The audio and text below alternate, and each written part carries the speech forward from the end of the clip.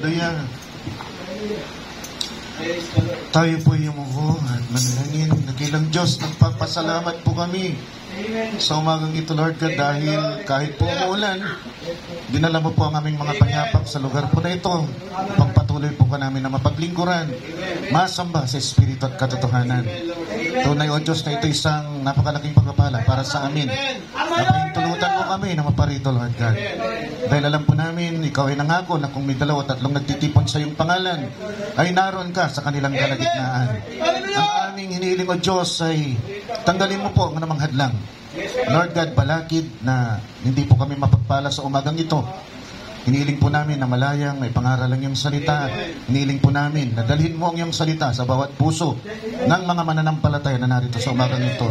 Himayin mo po ito, Lord God. Ipaliwanag mo po ito, Lord God, ng maliwanag upang ito po'y maging pakinabang sa mga kaluluwa na narito, Lord God.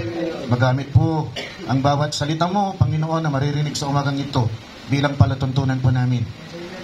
Habang kami po'y naglalakbay tungo sa iyong kinalalagyan, Panginoon, at mabuhay magpakailanman. Kaya tulungan mo po kami, Lord God. Bigyan mo kami ng isang mata, Lord God, na may pananampalataya na kaya, Panginoon, unawain. Lord God, ang mensahe na pinagkaloob mo sa amin sa panahon po na ito, dala ng aming mensahero. Salamat, O Diyos, sa mensahero na ibinigay mo sa amin. Pagpalain mo po kaming lahat, Panginoon, mula sa pinakabata hanggang sa pinakamatanda. Hayaan mo, O Diyos, na makakain sa pagkain na inihain mo sa umagang ito. Sa pangalan po ng Panginoong Kristo Jesus, ito pong aming samot dalangin at lahat ng banal ay muling magsabi ng Amen at Amen. Palakpakan po natin ang ating Panginoon. Hallelujah. Isang mapagpalang umaga. Amen. Depende kung paano mo tinitignan ang mga bagay. Sabi nila yung isang baso na may kalahating tubig, pwede mong sabihin kalahati ng laman o kalahating puno. Pwede mo rin sabihin yung ulan, isa shower blessing o isang balakid sa pagdalo. Purihin ang Panginoon. Naniniwala ko ito isang pagpapala, mga kapatid, dahil narito tayo sa umagang ito, Lord. At nais kong bilang ating teksto, buksan po natin ang Genesis chapter 1, verse 1 to 3, dahil nandun tayo sa liwanag. Mga kapatid, kung napansin ninyo yung titulo ng ating huli, mga kapatid, na video, the seventh dimension, a prelude to the soul's journey from earth to its end, mga kapatid. Kaya siguro itutuloy-tuloy na natin for 7 days, 7 weeks or less than, tatalakayin natin yung 7th dimension, mga kapatid. Isa-isay natin, ilalapat natin ito sa paglalakbay ng kaluluwa upang sabay na makita natin yung intermediate state ng kaluluwa, mga kapatid. At the same time, nakikita natin yung paglalakbay ng kaluluwa, mga kapatid. So, tingnan po natin. Ito po ang ating teksto sa umagang ito. In the beginning, God created the heaven and the earth. And the earth was without form. Tawag nila yan, tuho-buho. Formless. And void. Tuho-buho is formless and empty. Ibig sabihin, mga kapatid. And darkness was upon the face of the deep. And the Spirit of God moved upon the face of the waters. And God said, let there be light. And there was light. Is that the sunlight? Punta tayo sa John chapter 1, verse 1. So, ilagay natin ang tanong na yun. Is that the sunlight? In the beginning was the Word, and the Word was with God, and the Word was God. The same was in the beginning with God. All things were made by Him, and without Him, not anything made that was made. Tayo po ay manalangin, dakilang Diyos. Ito po ay isa sa mga major doctrines, Panginoon, na iniwanan ng aming mensahero. Nais po namin makita ito ng buong linaw. Hindi sa paraan, Panginoon, ng teolohiya, hindi sa paraan ng karunungan ng sanlibutan, kundi, Panginoon, mula sa kaisipan mo na makadungaw kami sa umagang ito. At makita po namin ano itong iniwanan sa amin na mensahe. Major doctrine ng aming mensahero. Hiniling po namin ito nang may pananampalataya, nang may pananalig. Sa pangalan po ng Panginoong Kristo Jesus, lahat ng banal ay magsabi mula sa kanyang puso ng Amen at Amen. Palakpakan po natin ang ating Panginoon. Hallelujah. Brother Joel, may pinadala po na ito. Nakita mo. May dalawa lang, ako pinadala. Siguro buksan natin sa mandali Ganito may... Balikan lang natin ang konti yung ating tinalakay nung nakaraang linggo. Then, tatagay sa tayo. Ito po yung ating tinalakay. Medyo nilagyan po ng kulay para medyo maliwanag.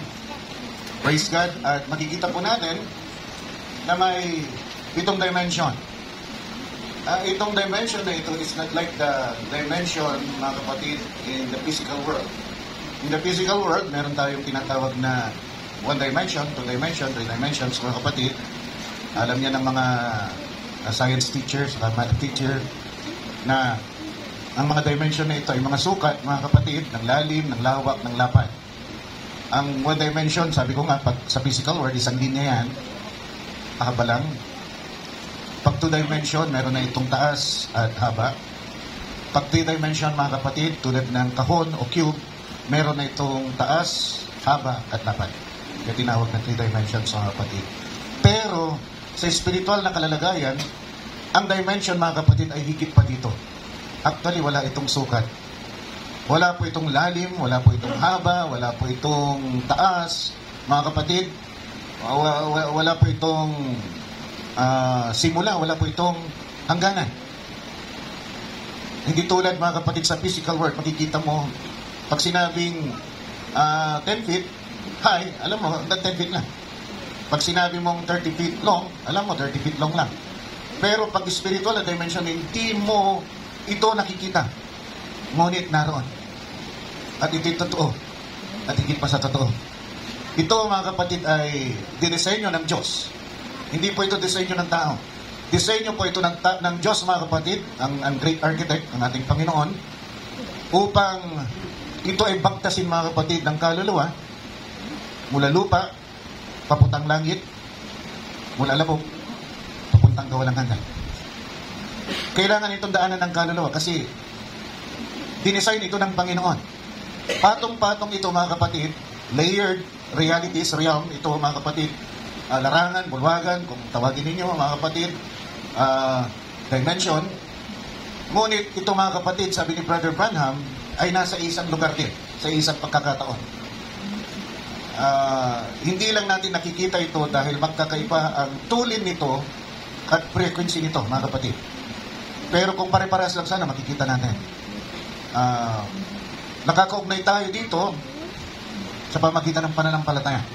Kung gusto mong makikita mo ito sa pamagitan ng pananampalataya. At alam natin ang ibig sabihin ng pananampalataya. Di ba? Ito yung kapanatagan ng bagay na hindi nakikita, ebidensya ng bagay, mga kapatid. So, kahit hindi mo nakikita, alam mo, meron. Nasusundan pa natin, mga kapatid. So, ang bulwagan, ang mga bulwagan na ito, mga kapatid, meron itong 7 para itong 7 hagdanan na nagsasabi ng kalalagayan ng kaluluwa. Ito, mga kapatid, ay kailangan lakbayin ng kaluluwa. May 4 na unang bulwagan at dito, mga kapatid, tayo nabubuhay. Ito yung first dimension, second dimension, third dimension, and fourth dimension. Diyan tayo nabubuhay, mga kapatid. Diyan tayo nakakakita, diyan tayo nakakahipo, diyan tayo nakakarinig, mga kapatid. Diyan tayo tumatanda.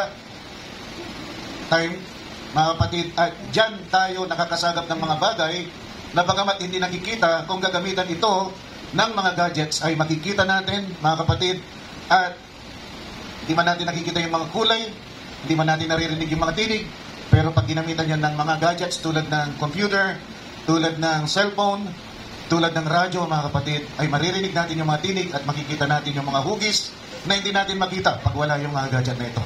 Yan ay dimension ng agham. So 4 yan, mga kapatid, na ginagalawan natin. Pag lumampas ka dyan, patay ka na. So nandyan yung sa 4 na bulwagan na yan, mga kapatid, o larangan, ang pinakamatindi dyan ay yung pang-4. Dahil doon sa pang-4, mga kapatid, dahil hindi natin ito nakikita, pero yan ay nandyan, pwedeng gamitin yan ng diablo, mga kapatid, ng masama, upang tayo ay maimpluwensyahan. Tandaan po natin kung ano ang ating nakikita at palaging naiisip, ito'y nangyayari sa atin. Naikwento ko na sa inyo yung taga rito sa amin, anong panahon na years pa, 20 years siguro ago, Sino pa yung Darna noon? Nung panahon na yon, mga kapatid, ipatay na lang natin yung ampli. Nung panahon na yon, mga kapatid, may palabas na Darna, 20 years ako siguro yun. Bagong kasal kami ni Mrs. At, hindi ba? Hindi ng 20 years. Siguro may kitang trend na kami. At, dahil mga kapatid, pag lumulunok ng bato si Darna, at sisigaw ng Darna, mga kapatid, may usok. So, ginawa ng bata na ito, pero yung lalaki ito, hindi babae ha. Nagarito sa amin. So, ang ginawa niya, inipon niya yung pulbura ng 5 star, mga kapatid. Pagkatapos niya ipunin yung pulbura ng 5 star, nilagay niya sa kanyang harapan. Tapos kumuha ng posporo. Siyempre, lalapit ka dun sa pulbura. Nagsumigaw ng, Dada! May umusok ka. Sabi mga kapatid, sunog yung kilay niya. Iyak siya. Eh, nakita ko, tumakbo ako mga kapatid. And then, dinala ko kay Papa, dahil si Papa nga ay doktor. At siya mga kapatid ay ginamot. Hindi ko alam kung matatawa ko habang bit-bit ko mga kapatid kasi maliit pa. Natatawa ako, hindi ko biglang talagang matawa. Dahil sunog yung kilay niya mga kapatid. Kasi nakita niyo yung spirito. Na-expose ka palagi doon sa palabas na yon to the point na yung espiritu nandoon ginamit ng Diablo para pakirusin ka katulad ng napapanood mo. Ay, hindi lang yan ang napapanood mo sa TV. Tingnan ninyo, sa panahon na ito, nandiyan yung kirito. Ang dami iwalayan ngayon. Ang dami broken family ngayon, mga kapatid, families ngayon. Dahil sa mga palabas na yan. Para akala nila napakadali. Para sa kanila, di ba?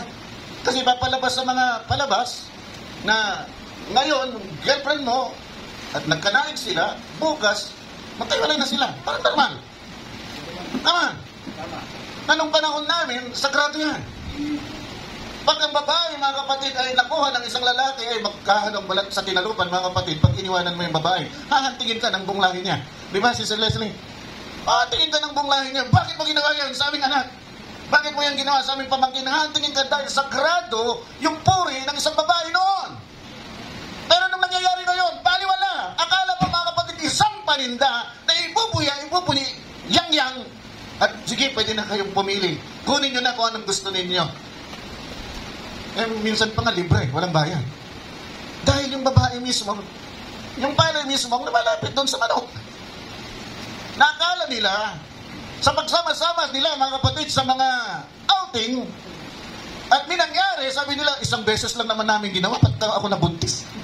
Sabi ni Sister Leslie, isang beses lang naman. Nagtataka, ha? Nagkaroon sila ng pagnanaig ng kanyang nobyo, isang beses lang daw, pero siya nabuntis. Saan nila nakukuha lahat yun? Kaya napapanood nila. No, yan.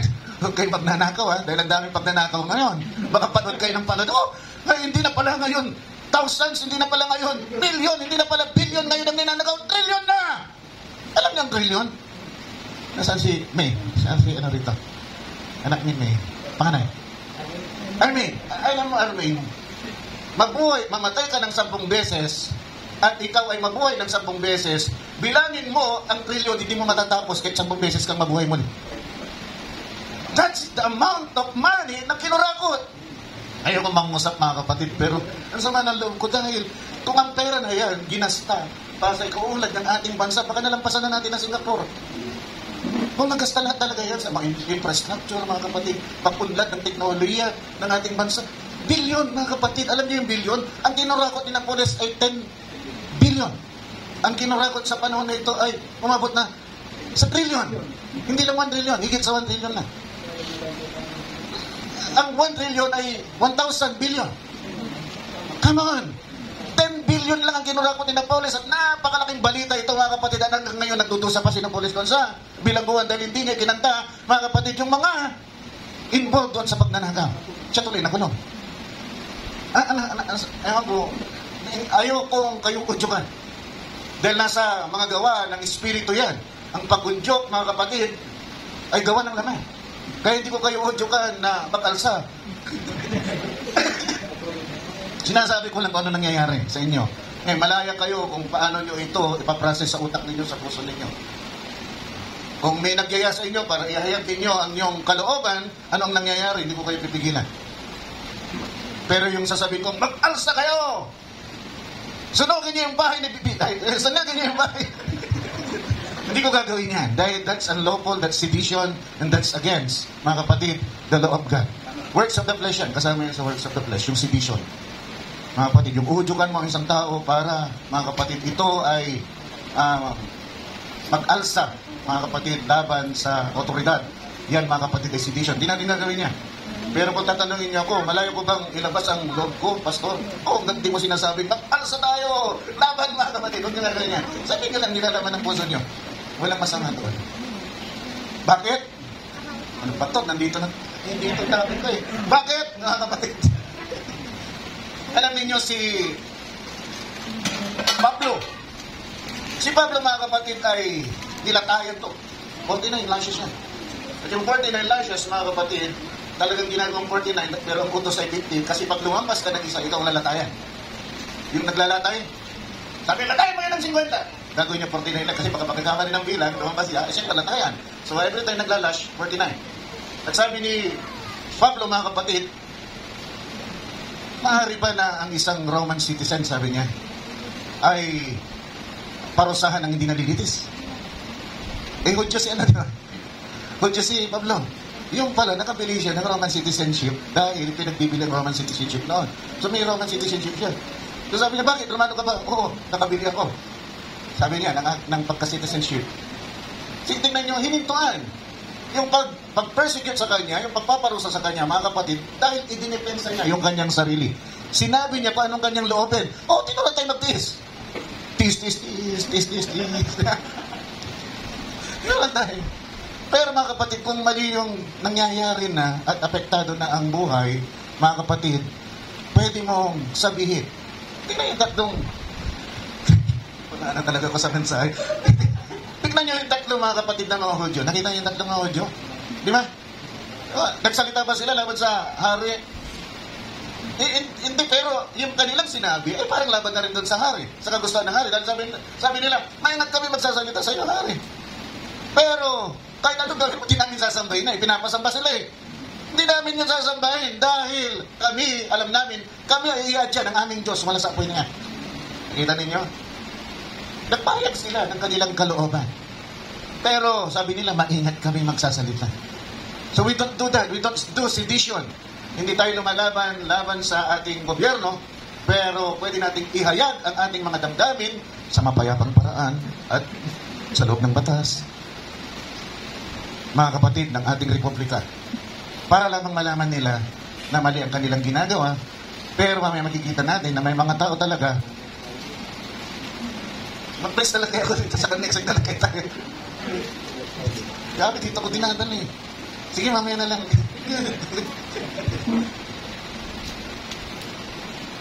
So yun ang paglalakbay na kailangan bagtasin, mga kapatid, ng kaluluwa.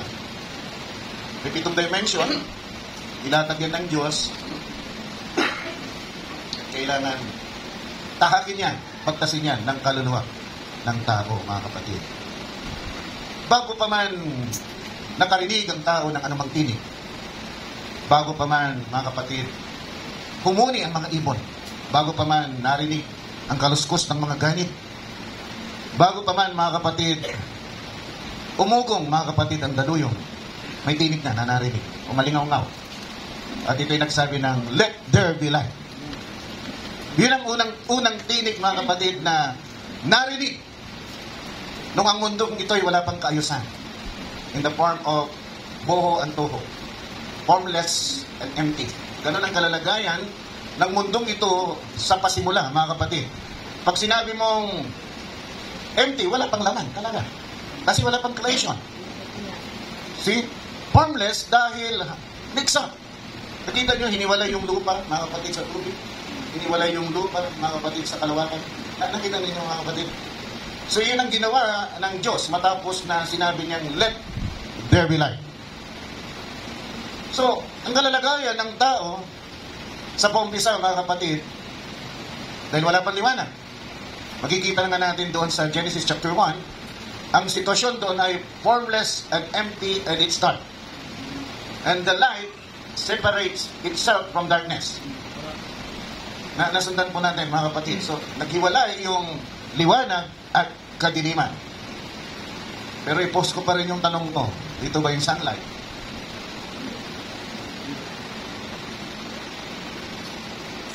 Sino man sasabi nito yung tanglaw na nanggagaling sa araw? Ito ba yung tanglaw na nanggagaling sa araw? Yung liwanag na yon, mga kapatid. That's Genesis verse 1 hanggang 3, mga kapatid. So, mula doon sa kadiliman na yon, nagkaroon ng liwanag. Verse 3, mga kapatid. Nung nagkaroon ng liwanag, nalantad lahat ng mga bagay. Nung nalantad lahat ng mga bagay, mga kapatid, inumpisan ayusin ng Diyos. Nalantad na. At nung nalantad na lahat ng mga bagay at naayos na ng Diyos, mga kapatid, nag-umpisa na lagyan niya ito. Yun ang nangyari, mga kapatid. Doon sa Genesis chapter 1, verse 3, mga kapatid, hanggang verse 13. During that time, may liwanag. Mga kapatid. Di ba? Kasi, Genesis chapter 1, verse 3, sabi doon, let there be light. At nagkaroon ng liwanag. Pero ang tanong, tatanungin ko na ngayon, ito ba yung liwanag ng araw? Bakit hindi? At bakit oo?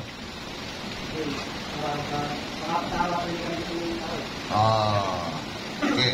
Kung titignan natin, mga kapatid, sa Genesis chapter 14, mga kapatid, hanggang 17 o 19, makikita natin yan, hanggang 17, makikita natin yan na doon pa lang nag-umpisa ang Diyos na likain ang mga tanglaw na nagbibigay ng liwanag sa lupa, mga kapatid, at ito ay nagbigay ng liwanag sa lupa. Brother Kel, hindi kayo parenthetical statement niya.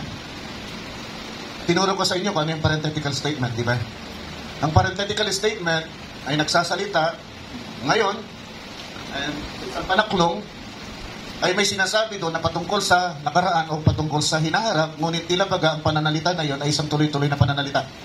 Nasusundan na yan. Nasusundan na yan. Kuminsan talagang nilalantad yung panaklong. Pero kuminsan, implied yung panaklong. Hindi mo makikita yung panaklong, pero pag inanalyze mo, mga kapatid, yung pananalita, alam mo, may tinutukoy doon na nakaraan at may tinutukoy doon na hinaharap. Hindi lang nagsasalita patungkol sa kasalukuyan.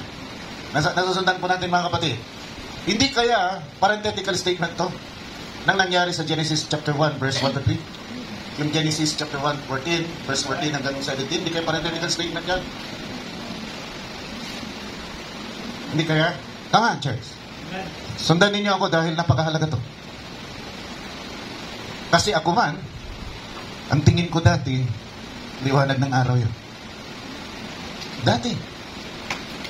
Pero dito sa mensahe, binuksan ang ating pangunawa, mga kapatid, na hindi ito, mga kapatid, ang liwanag ng haring araw. Tama si Brother niya. Pang-apat na araw nung ginawa, nung inilantad ng Diyos, mga kapatid, yung mga tanglaw na nanggagaling sa langit upang magbigay ng liwanag, mga kapatid, sa lupa. Let's read that. Genesis, katas balik ulit tayo dito, Brother Joel. Genesis chapter 14 hanggang 17. Kaya no? Pwede sanang sabihin mo parenthetical statement, Brother Kelly. Pero nung sinabi, it was created on the fourth day, wala kang may reason na. Di ba? Bagamat merong naniniwala na parenthetical statement yon para sa Genesis chapter 1, verse 1 to 3. Pero, mga kapatid, dito kasi verse 17, Brother Joe, tingnan ninyo. See? Sabi dito, mga kapatid,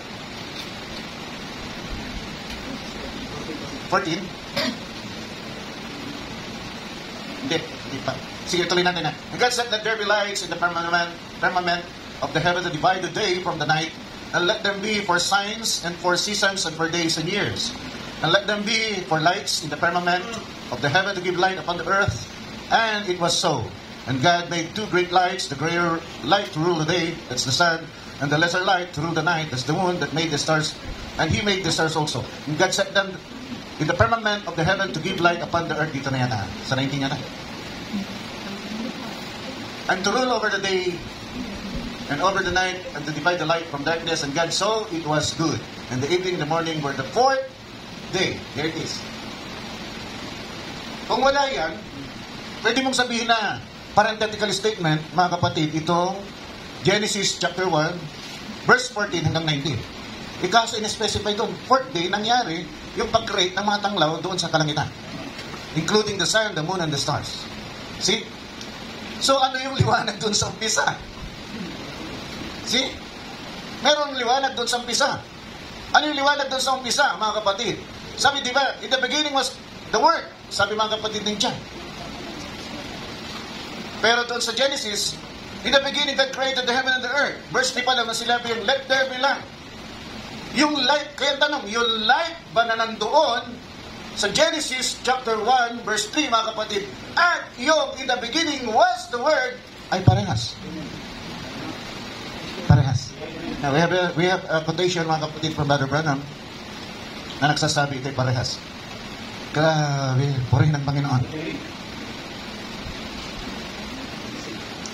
Yung spoken word. Dalawa lang yun. Dalawa lang ibinigay ko sa iyo. Yung naka-chart na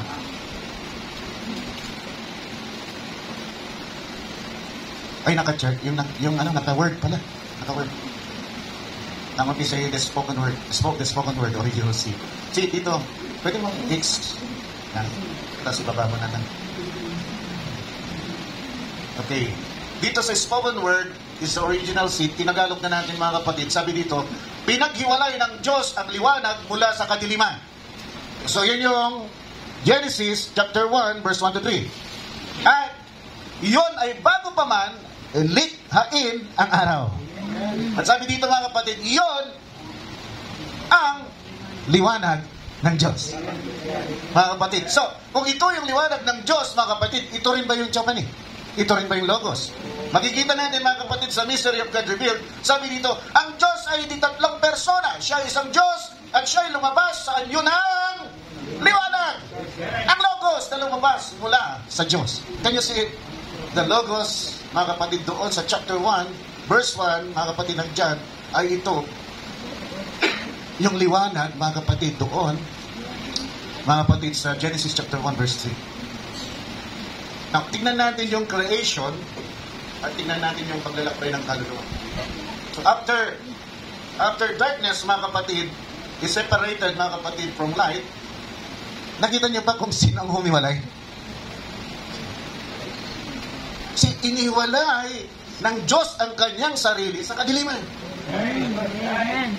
Nakita niyo? Ito yung order na gusto ko. Sabi ng Diyos. Iiwalay ko natin sarili sa kadiliman. Bakit, mga kapatid? Meron bang scripture na nagsasabi ang kadiliman ay patungkol, mga kapatid, sa kasamaan? Bakit, mga kapatid? Sabi dito, sa John chapter 3, verse 19 to 22, ganito ang pagkatol ng Diyos, naparito sa sanlibutan ng ilaw, inibig pa ng mga tao ang dilim. Ito yung gusto kong birahin kanina. Ito yung gusto kong birahin. Kung ang bagay na kiniliman mo ay pera, pag nawala ang pera, malulungkot ka. Kung ang tao ay kinagigiliwan niya ay kadiliman, hindi siya lalapit sa liwanag. At sino yung liwanag? Ang liwanag ay si Kristo. At sabi ni Kristo, I am the way, the truth, and the life. Kung ayaw mong lumapit, sabi mga kapatid, yung sa Diyos ay lumalapit sa liwanag. Pero yung hindi sa Diyos, ayaw lumapit sa liwanag. Nakita ninyo? So, kahit anong gawin natin na pangangatwiran, mga kapatid, kung ayaw nating tumalo sa gawain ng Panginoon, inilalayo natin palagi ang ating mga sarili sa gawain ng Panginoon. Kaya nga sinabi ng banal na kasulatan, mga kapatid, huwag kalimutan ang pagtitipon. Amen. Bakit? Kasi pag kinalimutan mo ang pagtitipon, mga kapatid, God will see it as you are separating yourself, mga kapatid, from the light.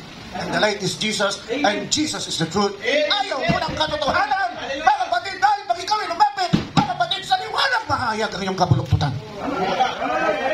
Kaya allergic ka. Ayaw mong mamantayan, ayaw mong makinig ng salita ng Diyos. Kasi pag naririnig mo ang salita ng Diyos, ang katotohanan, nahayag! Mga kapatid, ang kabaluktutan mo. Sayang, gusto mo naririnig mo. Ayaw pa. Ayun na naman, bumiran naman. Bumiran naman, ayun na naman. Kabog na naman ang kabog ng pulpito. Mga kapatid. Pero yun ang katotohanan. Yan ang katotohanan, mga kapatid. Pag ayaw natin nilalayo natin ang ating sarili sa liwanag at ang liwanag ay si Kristo at si Kristo ang katotohanan, may problemang malaki sa atin. Hanggang doon lang ba, you will be branded as evil and you will be branded as good? No. Balik tayo sa 3:18. Brother Joel. Ayan, 3:18. Meron ba tayong 3:18? Hindi na sa pula, no? Tignan na lang natin ang 3:18. Kita karap tayo. Sige, karap na lang. 3:18, John chapter 3:18. So, address ka lang. Ano ang mangyayari kung ayaw mong lumapit sa liwanag? Mga kapatid, nakat yung ano. Hindi ko nga siya. So sabi doon, mga kapatid, sa 3:18, kung tayo, mga kapatid, ay hindi lalapit sa liwanag, tayo ay nahatulan na. Ulitin ko, hindi hahatulan pa lang, kundi nahatulan na. Ang sumasampalataya sa Kanya ay hindi hinahatulan, ang hindi sumasampalataya ay nahatulan na. Nahatulan ka na, kahit anong gawin mo. Hindi ako tiyak, ayaw makinig. Hindi ako lalapit, kailangan hindi ako makikinig ng salita ng Diyos. Nahatulan ka na. Nahatulan ka na. For what? For a temporary, mga kapatid, comfort. Naaliw mo yung sarili mo, hindi ka nakarinig ng bagay na kontra sa sarili mo for a while. Pero ang epekto nito, mga kapatid, ay nahatulan ka na. Hindi ako atin dyan. Wala akong naririnig kundi bagay na laban sa akin. Parang yung kay Jehovah sapat sa kasi ano. Yeah. Ayoko makinig dyan sa propeta na yan. Walang sinasabi na mabuti patungkol sa akin. Kung masama ka talaga, mga kapatid, wala kang maririnig na maganda patungkol sa Diyos. If your ways are evil, mga kapatid, you cannot hear any good thing from God. Because God loves you. Amen. Hindi dahil gusto ka, mga kapatid, na alipurahin, gusto kang hamagin, gusto ka, mga kapatid, na ibaon, mga kapatid, kung saan nakalubalog, nakasubasog ka na sa putik. Hindi yun. Gusto kang alisin from the miry clay. Mula doon sa malagkit na putikan, gusto kang ihawan ng Diyos, linisin ng Diyos, hugasan ng Diyos, at gamitin ka ng Diyos. Yun ang adhikay ng Diyos sa iyo. Amen. Kapag nakakarinig ka ng salita ng Diyos, mga kapatid, at tila baga hindi ka komportable, dahil kinikis-kis ka ng Diyos. Inaalis yung mga magagaspang na bagay mo upang paghanda ng Diyos na gamitin ka, ikaw ay malinis at handa sa paglilingkod para sa Panginoon. Dahil ang Diyos hindi gagamit ng maraming sisidlan. Purihin ang Panginoon. Hallelujah. Kailangan niya ay malinis na sisidlan. Praise the Lord. Kaya lilinisin ka na, makakarinig ka ng mga bagay na masakit. Romeremas dito sa puso mo, kuminsan aayaw ka na. Pero kung ikaw ay anak ng Diyos, aalalayan ka ng Diyos. Amen. Gaano man kasama, Hallelujah. magtataka ka ng kakayanan mo. Amen. At darating ang araw, mga kapatid, alam niyo yung kamyas? Yung kamyas, mga kapatid, pag ginano mo yung branch nun, putol agad. Pero yan ang pinakamatibay ng puno. Alam niyo ba kung bakit? Kasi pag yan ay nauga, mga kapatid, ng bagyo, luluwag yung soil niya, mga kapatid, at lalalim yung ugat niya. Oh, hallelujah. Napakalalim na ugat. Pero na akong ano dyan eh, kamyas, kita nakita yung nagputol tayo, di ba? Nadaanan na yun ng pader. So nung dinaanan ng pader, tinaga ko. I mean, iwan na 1/3. 1/3 na lang, 1/3 na lang, Sister Leslie. May pero mo ngayon, daming bunga. Ang kulit, mga kapatid. Bakit? Nakaugat na. Kahit anong gawin ng diablo sa'yo, kung nakaugat ka na kay Kristo, mga kapatid, kaysa ikaw ay magiba. Lalo ka, mga kapatid. Amen. Hallelujah! Lalakas! Hallelujah. Lalo ka, mga kapatid, na maglilingkod sa Praise the Lord. Panginoon. Amen. Dahil ikaw ay pinalakas ng kapangyarihan ng bagyo ng Diyos. Mga kapatid, purihin ang Panginoon. Hallelujah. Sumula, mga kapatid, doon sa kadiliman, nalantad ang liwanag. Ito rin ang dinadaanan, tila baga, ng isang tao. Mula sa kadiliman ng sinapupunan, ay nilalabas siya ng Diyos upang makita niya yung liwanag. At nangyayari yung unang pagdama sa unang dimensyon dahil nakakakonekta tayo sa liwanag sa pamamagitan ng paningin. Sa 5 anak ko, dahil namatay yung isa, para magtaka kayo nasaan yung isa, si Ruth lang, mga kapatid, ang pinanganak ng ulat. Hindi na kaya. Wala pa ako nakitang baby na pinanganak mulat. Meron kayo nakita? Sabi niya sa akin. Meron. Sino? Si? Oo, purihin ng Panginoon. Pero kalimitan, di ba, pikit ang mata.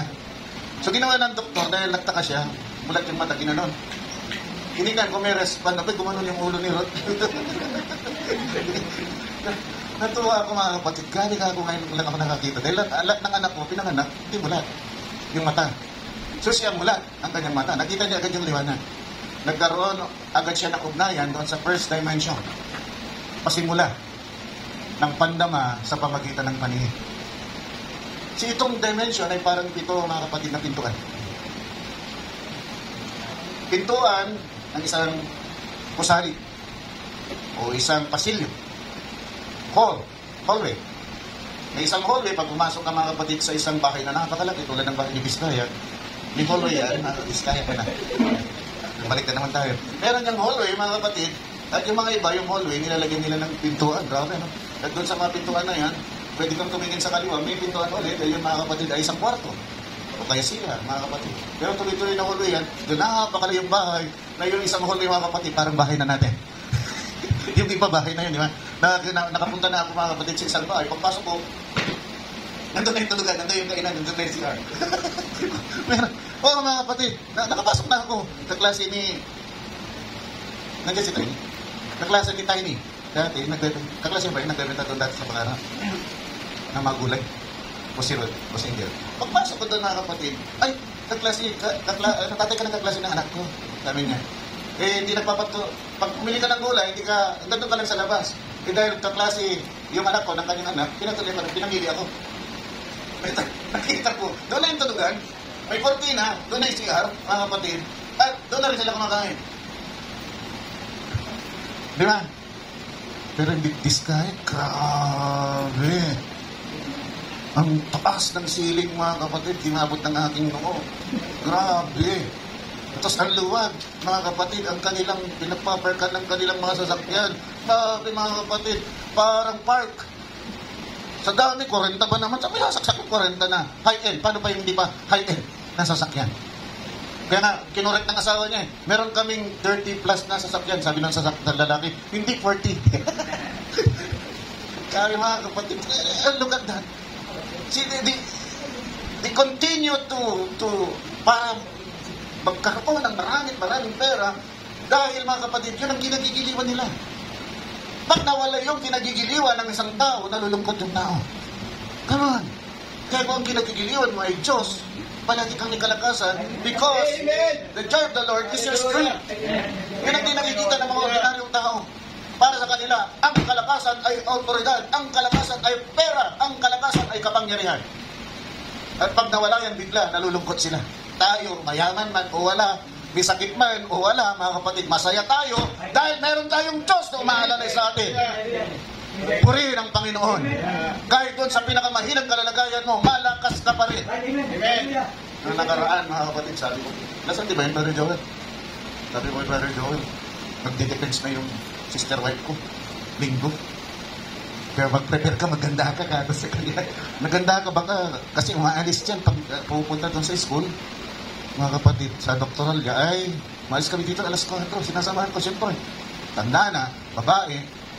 So pag sumakay, hindi mo alam yung nasakyan na grab. Kung, di ba, nababalita, may mga grab na may ginagawang kalukuhan. Sabi ko, Brother Joel, maganda ka.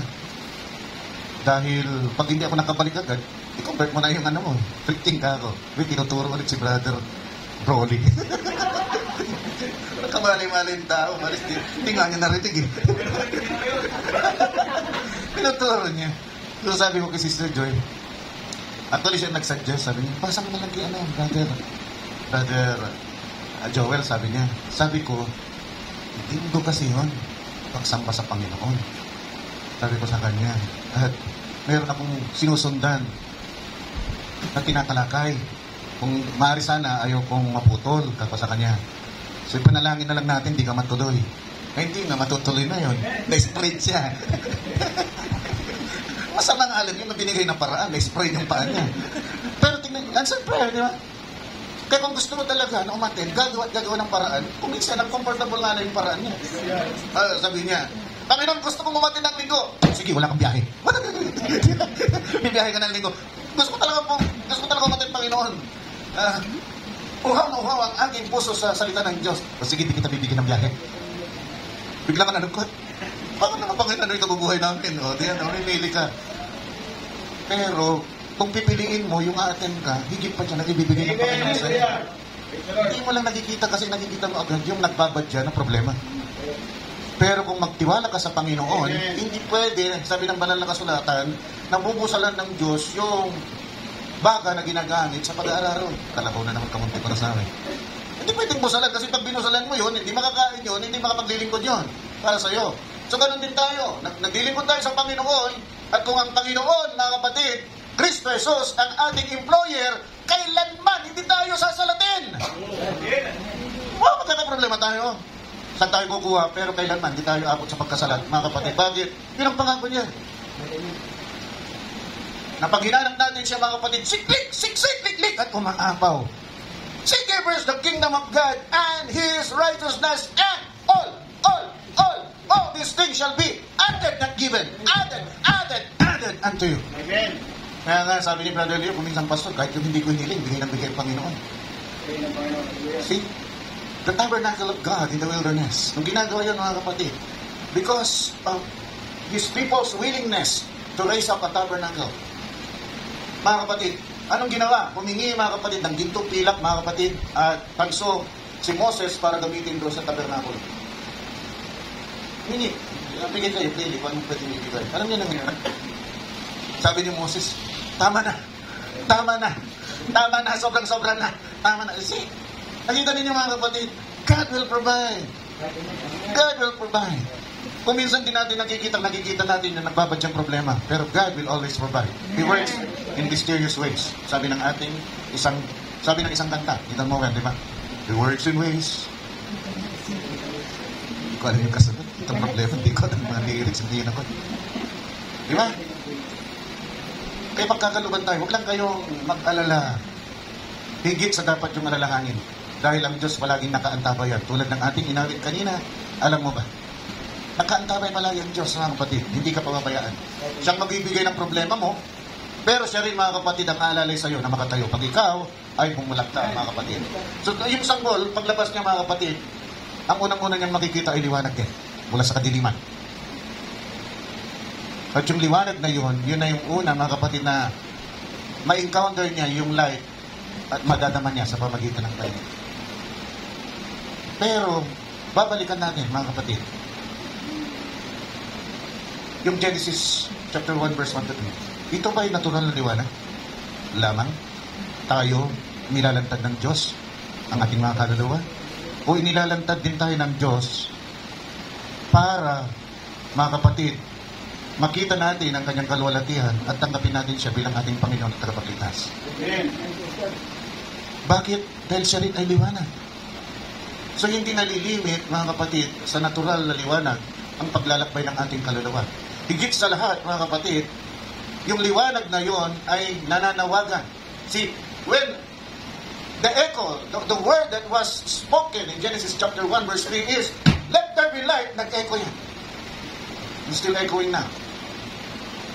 At pag ito ay nakarating sa puso mo, sasabihin, mga kapatid, muli, let there be light.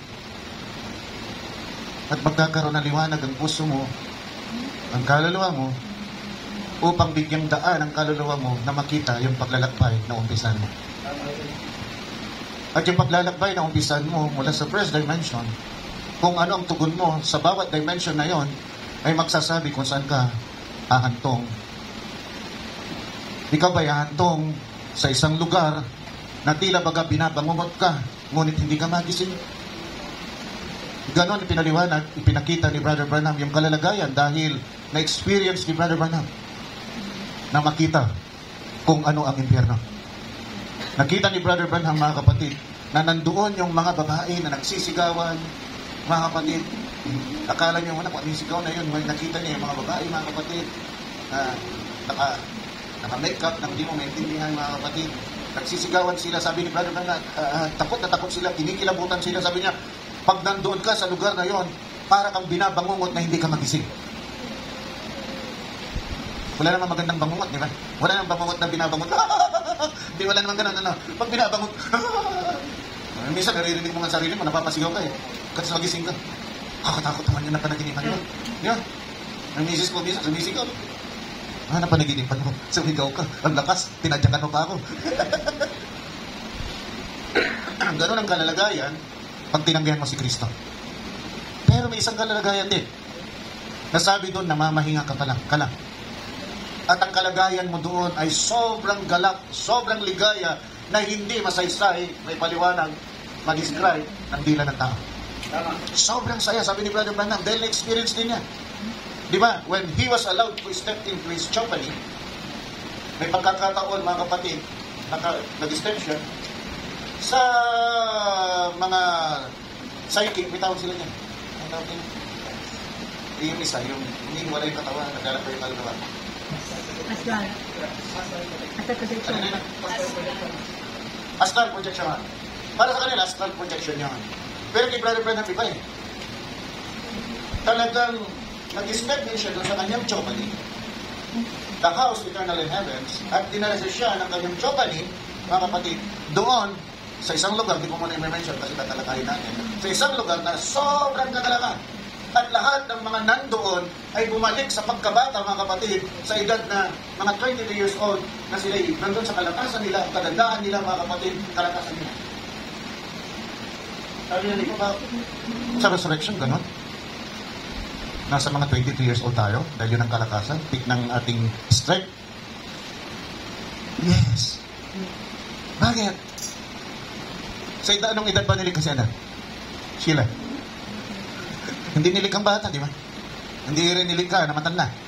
Nilikha sila doon sa peak ng kanilang kabataan. Anong pagkakaiba nila sa mga binata at binatilyo ngayon? Sa tao ngayon. Tayo, may pusod. Sila, walang pusod. Hindi sila duman sa kapanganakan.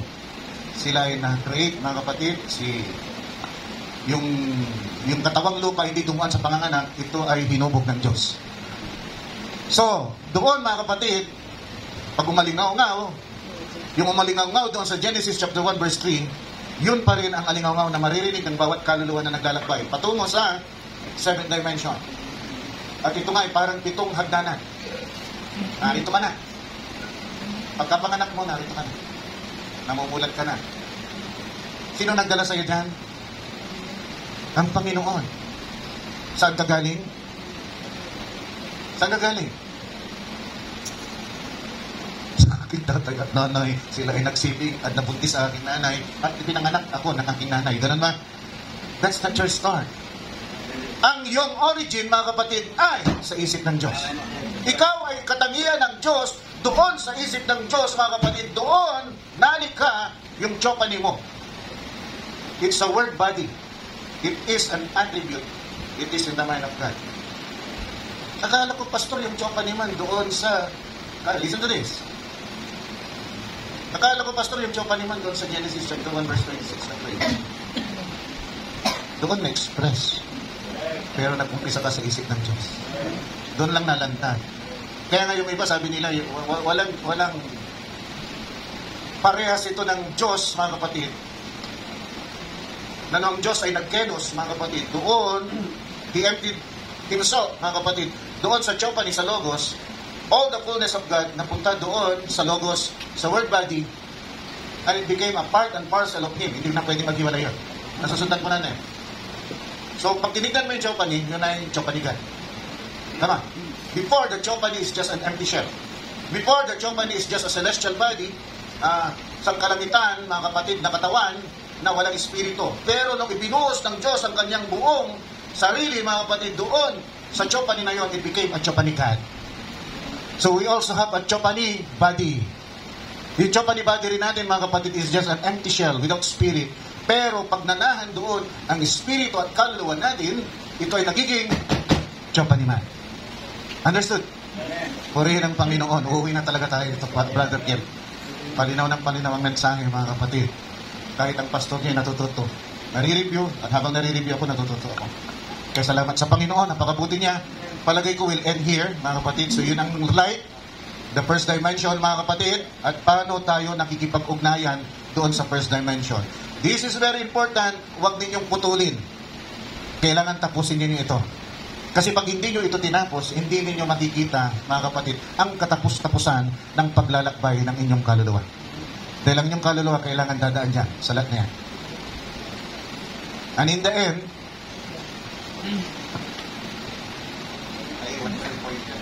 will end up here or here.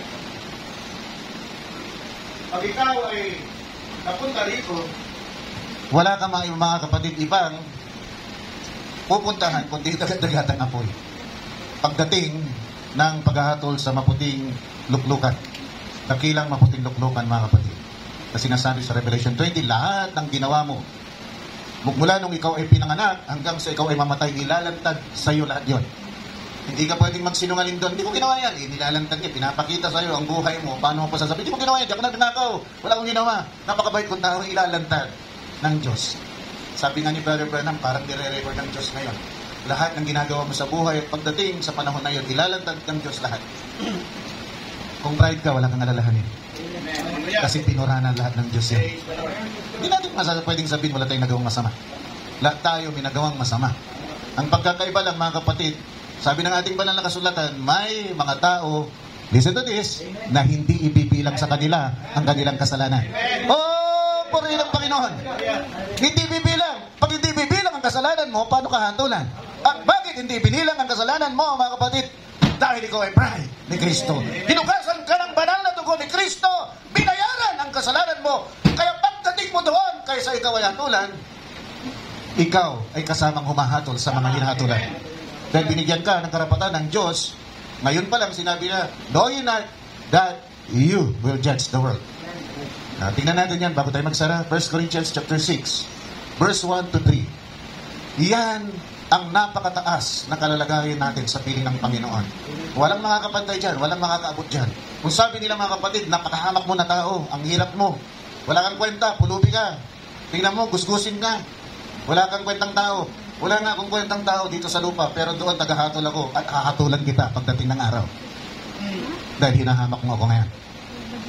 Kung ikaw ay sa Diyos, the bride could not persecute the bride. Amen. Sabi dito mga kapatid, dare any of you having a mother against another, go to the law before the unjust. Yan kasi nangyayari ngayon, di ba? Magkapatid sa pananampalataya, pag pera ng pinag-usapan, walang kapatid-kapatid sa pananampalataya. Ibababarangay kita! Magkapatid kayo sa pananampalataya. Ano sasabihin nandun sa barangay na hindi mananampalataya? Mga mananampalataya ba ito? Nagkakasuhan sa isa't isa? Mga gahaman sa pera? See, go to the law, the unjust. Tawag doon sa mga hindi mananampalataya, unjust. May kikilingan yan. Bigyan mo lang ng pera yan. Tapalan mo lang ng 1 billion yan. Babaliktad na yan, mga kapatid. Go to the law before the unjust and not before the saints. Do ye not know that the saints shall judge the world, and if the world shall be judged by you, sino yung banal? Akala ko yung mga santo, yung mga namatay, bumilang ng panahon, katapos sabi ng Papa, gagawin ko na itong blessed. So, Blessed Lorenzo ka nga ngayon. Pagkatapos ng ilang taon, gagawin na kitang Saint Lorenzo. So, meron pong blessed. Pero hindi, magbe-blessed ka muna. Dito sabi ni Pablo, kayo! Hindi ba ninyo alam na ang mga banal ay hatulan ng sanlibutan at kung kayo? Buhay ba o patay yung mga sa banal niyan? Buhay. Kaya buhay ka pa, pwede ka nang naging banal. Bakit ka naging banal? Dahil nahugasan ka ng banal na dugo ni Kristo. Paano ka nahugasan ng banal na dugo ni Kristo? Dahil tinanggap mo si Kristo bilang Panginoon mo at tagapagligtas. At dahil siyang namatay sa krus ng Kalbaryo, hindi lamang para magpakita na kaya mamatay doon sa krus, meron siyang objective kaya siya namatay doon para bayaran ang kasalanan mo at kasalanan ko. Amen. Para mabura ang listahan ng utang mo. At nung wala ka ng utang, mga kapatid, pwede ka nang pumasok at makinabang sa biyaya ng Diyos. Amen. At yung biyaya ng Diyos ay walang hangganan. Amen. Dito sa lupa, lahat may hangganan. Gaano ka man kayaman sa mundong ito, maaaring bukas makalawa, isa ka ng pulubi dahil nabagrap ka. Kita dyan? Pero hindi tayo umaasa sa pera. Tayo umaasa sa Diyos. Amen. Hindi tayo nagtitiwala sa pera, nagtitiwala tayo sa Diyos. At hindi natin kinagigiliwan ng pera, siguro barya.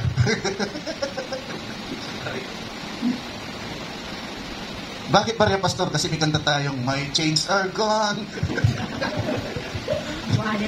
Tumayo na tayo, baka sa tinabot naman ako. Yan kasi kanta palagi sa akin ni Tiny nung nag-aaral pa. Pag nakita niya mga kapatid yung barya ko, kakanta na, my chains are gone. Sabi niyo mga kapatid. Ngayon, tawa-tawa. Pero yun ang Panginoon. Next week, pupunta tayo sa pangalawang bulwagan, pangalawang larangan, at ito mga kapatid ay ang dimension ng matter. Katawan, body.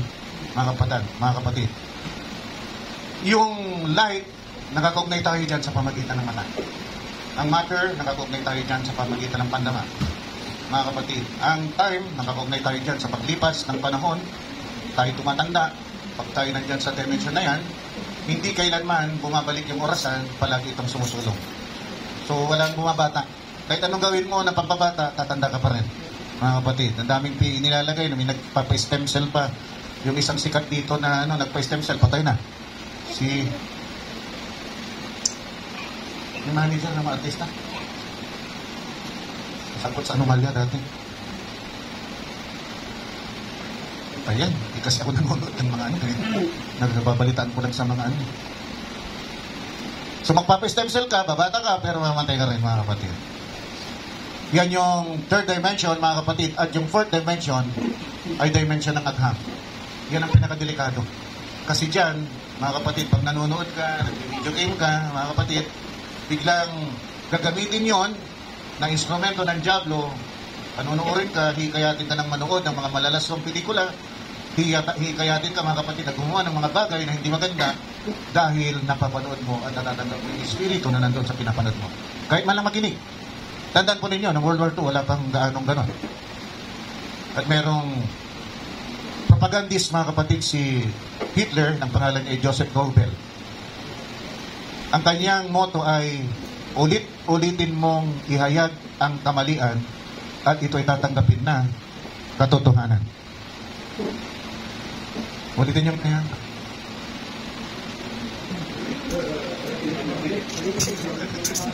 Ulitin mo sabihin ng kamalian, ng maling bagay at tatanggapin ito na katotohanan.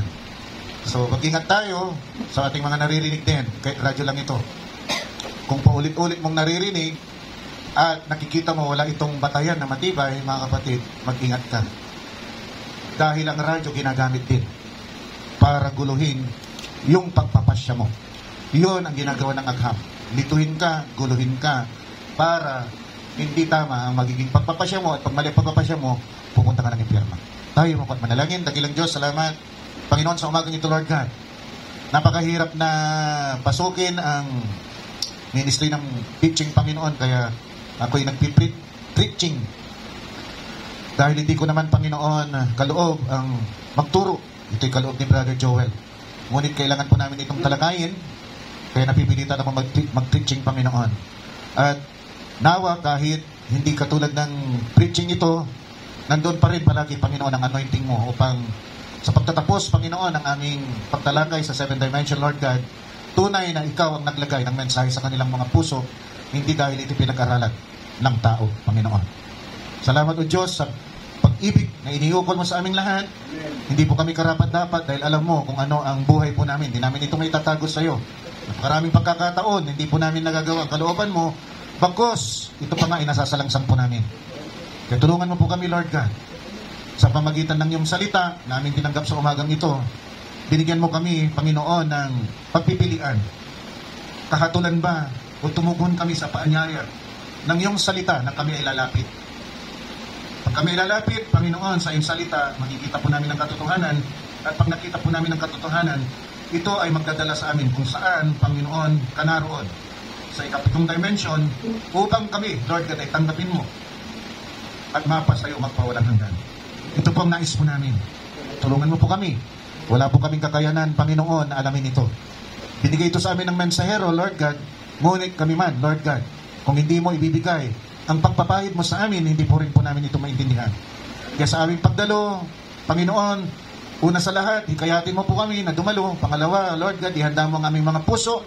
Lord God, sa pakikinig ng iyong salita, i-anoint mo ang aming mga tenga sa aming pakikinig ng iyong salita. Bigyan mo kami, Panginoon, na mapagtiis ng mga puso, na isipan, Lord God, na hindi po kami mapagot, Lord God, sa pakikinig ng iyong salita. Dahil kung minsan, tunay na hindi namin maunawaan, kaya napapagot po kami. Tulungan mo kami na magkaroon ng kaunawaan sa iyong salita. Ma-appreciate ito. Makita po namin kung saan po kami dadali ng iyong salita. Ano ang may dudulot nito sa aming mga kaluluwa. At pag nakita po namin ito, Lord God, nawa, ingatan po namin sa aming mga puso. Gawin namin ito, Panginoon, isang kayamanan, Lord God, na huwag mawawala sa amin, kundi maisalin din po namin ito sa iba. magamit mo kami kahit man lang sa pag-share ng iyong salita, Panginoon. Kaya tulungan mo kami makinig. Tulungan mo kami na matanggap ang katotohanan. Tulungan mo kami na makapagdala rin ng mga kaluluwa. Panginoon, nang in a way, Lord God, magamit mo kami sa iyong ubasan at mapagpala rin po kami. Lord God, tulad ng ginagawa mo sa mga manggagawa sa iyong ubasan. Pinupuri ka namin, tinataas ka namin, Panginoon, sa pinakamataas na lugar ng aming puso. Nawa maramdaman mo sa oras na ito na ikaw lamang ang tinatanghal po namin na Diyos sa lugar na to, sa Diyos aming mga buhay. Panginoon, basbasan mo po kaming lahat. Kung may bagay po na nagagawa po kami na taliwas sa iyong kalooban, nihiling po namin na patawarin mo po kami, Panginoon. Amen. Kung po hayaan ito'y manatili sa amin, hayaan mo ang iyong banal na dugo ang siyang luminis upang matanggap po namin ang iyong basbas. Dahil ang taong may basbas ang Diyos ay hindi pwedeng sumpain ng sinungan.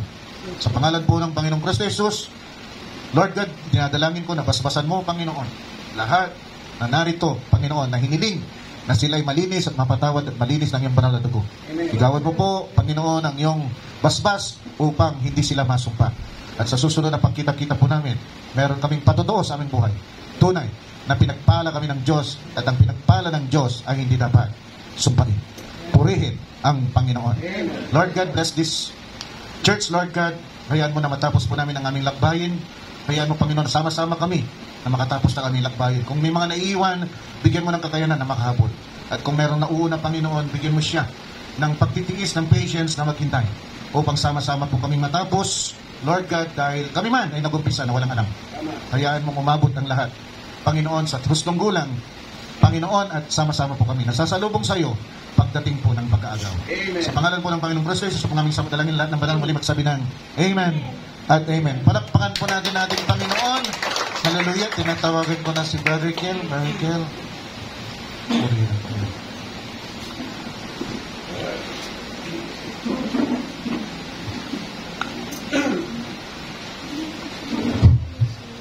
Edit and Amalde.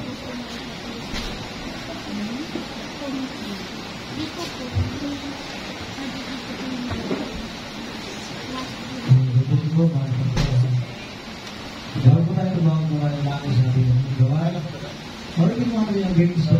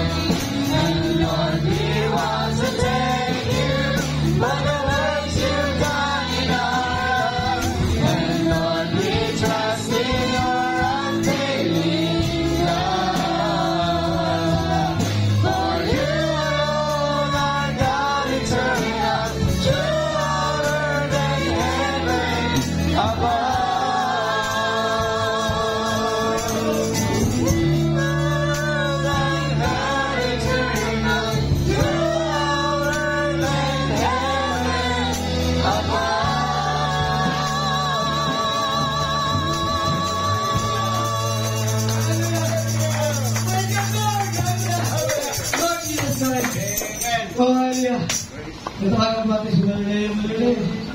Siya, sabi ko ba na lang yung Praise. Tayo pong lahat ay umuko at manalangin. Muli, Panginoon, salamat sa araw na ito, Panginoon.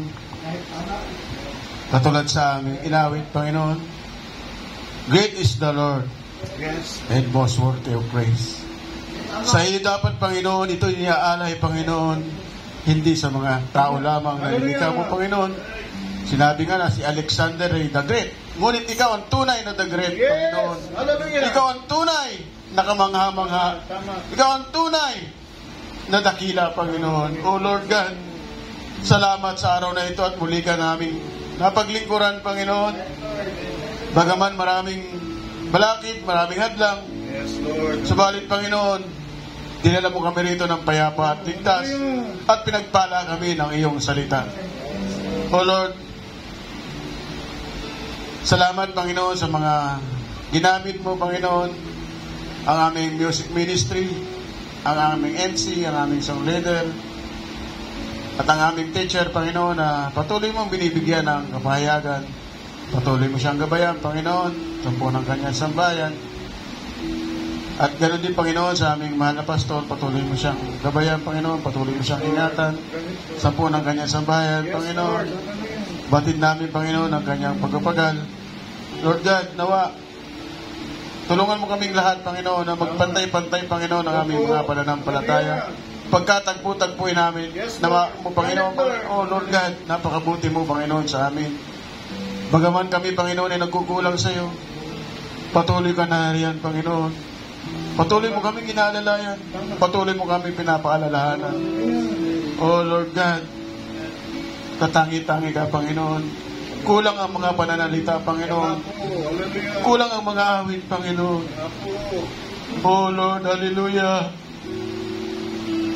Napag-usapan nga namin ang aking kapatid na si Brother Kel pagkatapos ng nakaraan linggo ng gawain. Oh Lord, tulungan mo kaming lahat, Panginoon. Napag-attend namin sa gawain ay makita ang pananabik, Panginoon, na makaniigal ka, Lord. Hindi basta, Panginoon. Hindi basta pagkalikha mo sa amin. Katulad nga na sinabi na namin, mahal na pastor, sa kaisipan pa, simula pa sa kaisipan, naroon na kami sa isip mo. Yun ba ay aming babaliwalain? O Lord, napakabuti ng pag-ibig mo sa amin.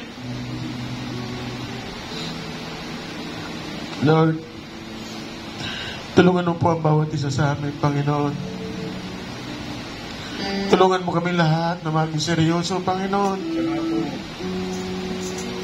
Na makita namin lahat, Panginoon, ang nakikita, Panginoon, ng mga nakakaunawa, Panginoon. Tulungan mo kaming lahat, Panginoon. Pagkaisa-isahin mo, Panginoon, ang aming mga pananampalataya, Panginoon, na kung may iba pa man na lumilipad sa amin, gumugulo sa aming isipan, Panginoon, tanggalin mo ito. Pagkos nawa, Panginoon, matutok namin lahat sa iyo, Panginoon, na ikaw ang lahat sa amin, ikaw ang aming lakas. Yes, Lord. Ikaw ang lahat-lahat, Panginoon. Ikaw ang maging sentro ng aming buhay, Panginoon. Sabi nga ng aming mahal na pastor na kung ano yung mali na aming nakikita at ulit-ulitin ito'y may tama, Panginoon. Subalit, Panginoon, nawa makita namin na ang mali ay mali at ang tama ay tama. Hallelujah. Oh Lord, tulungan mo kaming lahat, Panginoon, na sana sa gawain, Panginoon, ay sa iyo lamang nakatutok ang aming isipan sa araw-araw na pagbuhay namin, Panginoon. Yung kami ay magising sa umaga, Panginoon, na may lakas pa, may hininga pa ng buhay. Ito isang malaking pagpapala na, Panginoon. Lord, patawarin mo kaming lahat, Panginoon, kung kami ay nagkukulang sa iyo. Nawa ang pinag-aralan namin, Panginoon, ito ay hindi lamang isang karunungan, hindi lamang isang kaalaman. Tulungan mo, Panginoon, na malakaran namin ito. Muli, Lord, nagpapasalamat kami sa araw na ito at dalangin namin na gabayan mo kami, Panginoon, sa aming pansamantalang paghiwa-hiwalay. Ingatan mo po kami lahat kung paano mo kami ingatan, Panginoon, sa aming pagparito. Ganun mo rin kami ingatan, Panginoon. Lord, nawa sa pagdating mo, ay makasalubong kaming lahat, Panginoon, at walang maiwan sa amin ay samahan mo. Kung pabayaan, Panginoon, na may malaglag pa sa kawan na ito. Hallelujah. Muli, Lord, mapasayo po ang walang hanggang papuri sa bukod tangi at makapangyarihang pangalan ng aming Panginoong Kristo Jesus. Ito po ang aming samo at dalangin. Lahat ng banal, magsabi ng Amen.